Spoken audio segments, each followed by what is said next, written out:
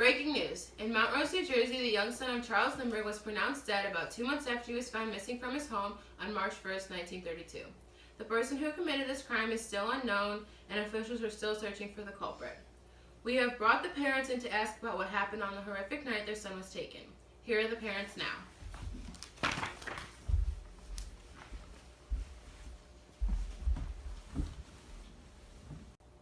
Thank you for joining us. Now can you describe step by step what happened on that night? Well, it was on March 1st, 1932. We were out to dinner for our anniversary, and we left Charles in the care of Betty Gow, our nurse.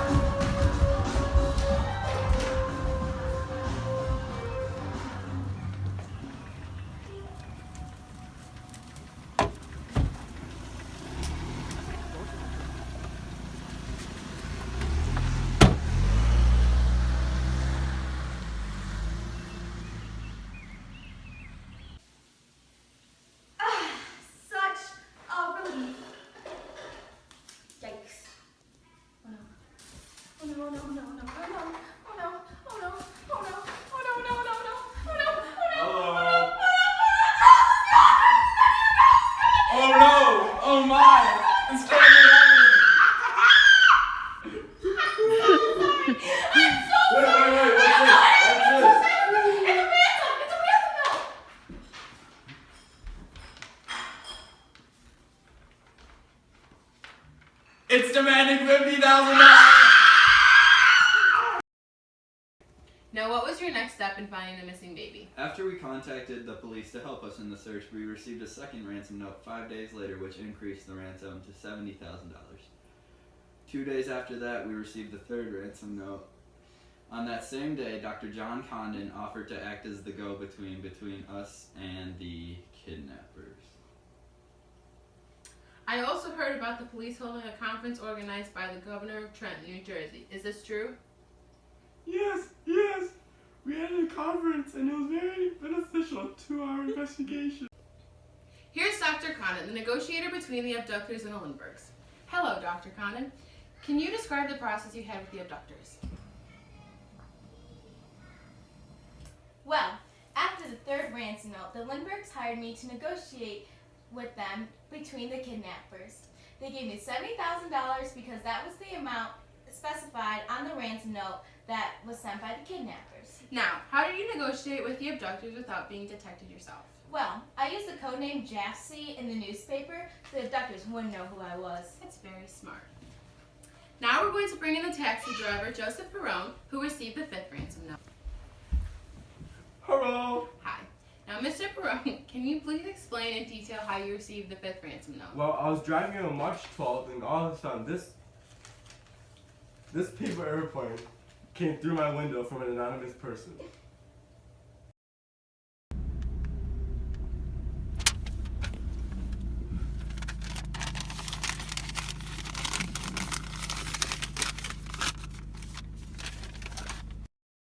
Hello, Dr. Condon. Can you tell us about the other ransom notes you received? Well, yes. I received a sixth ransom note from a suspicious, unidentified man named John, which told me to meet him at Woodland Cemetery. Cemetery? How sketchy. Now what happened when you met this John? Well, once I got to the cemetery, John agreed to give me a piece of Charles' clothing at the next visit. At that moment, we also talked about the ransom money. Then later that week, I received yet another ransom note on March 16th. This ransom note included a piece of Charles' clothing, which made me realize that he was abducted by them. Thank you for sharing, Dr. Condon. We will come back later. Up next, we're going to bring in Betty Gow, the nurse who was watching Charles that night. Hello, Betty. Thank you for joining us. Can you tell me what you found on March 29th? Well, I was sitting in the yard when I saw Charles's thumb guard at the entrance of the estate. This was the same guard he wore during the kidnapping. Wow, that must have been shocking. Did you turn it into the police? Oh yes, right away. And once I turned it in, they confirmed it was Charles. Well, thank you for coming in, Betty. Now let's bring in Dr. Condon to further explain the following notes. Well, the day after Betty found the thumb guard, I received the 9th ransom note. In this note, it increased the ransom to $100,000 and refused my coded message in the newspaper. Then on April 1st, the abductors informed me to get the money ready for the following night. Thank you again, Dr. Condon. Now I'll bring in the unidentified taxi driver who is associated with the 11th note. Hello, sir. Can you tell us about the 11th note? When I was driving, a note came flying through the window. This note instructed Dr. Condon to find the 12th note under a stone in front of the greenhouse at 3225 East Avenue in Bronx, New York.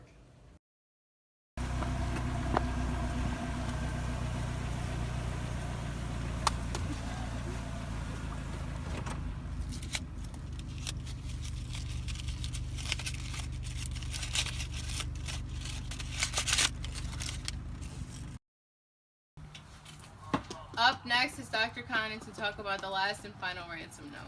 Well, on the night I received the 12th ransom note, I was left on a wild ride. The note included instructions to meet the famous John to reduce the ransom to $50,000. I exchanged the money with him. In return, he gave me the last note I received from the abductors. The 13th note contained instructions that implied that Charles could be found on a boat named Nellie near Martha's Vineyard in Massachusetts. The next day, my team and I went to the boat to do a full search, but it was unsuccessful. Thank you for sharing. You're welcome. Now we will bring in the men who found the dead Charles Lindbergh on May 12th. Hello, William Allen and Orville Wilson.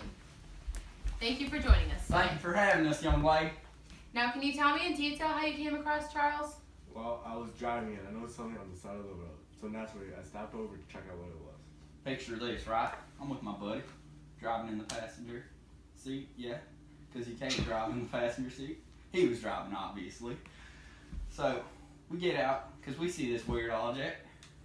So, we were like, this is a situation. And then, as we get closer, I was like, holy cow, it's a child! Head crushed. Holes in the skull. Body parts everywhere.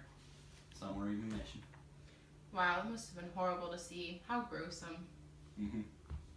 Well, after that, I contacted the police and they arrived on the scene with the Lindberghs. Thank you for sharing your discoveries with us. No problem. No problem. No problem. Now here's footage of them finding the baby. How's your day, Orville? Really great. That's good. How about you?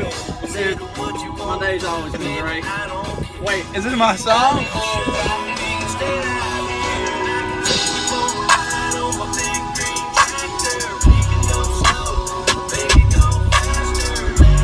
Wait, stop.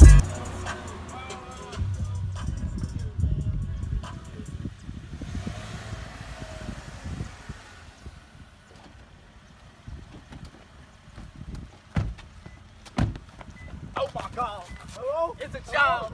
911. We just found a baby. Hello? The body of Charles Lindbergh was positively identified and cremated in Trenton, New Jersey on May 13, 1932. The examination also revealed that the child had been dead for about 2 months and that the death was caused by a blow to the head. Mr. and Mrs. Lindbergh are now grieving in their home and asking for us to give them space to grieve in peace. That's all for this evening on 59 Minutes with Ariana Weber. Signing off.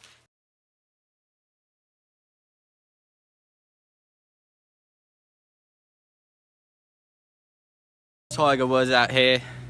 Okay, wait, not Tiger Woods. Rory McIlroy out here. I'm just going to show you some quick tips on how to hit a ball.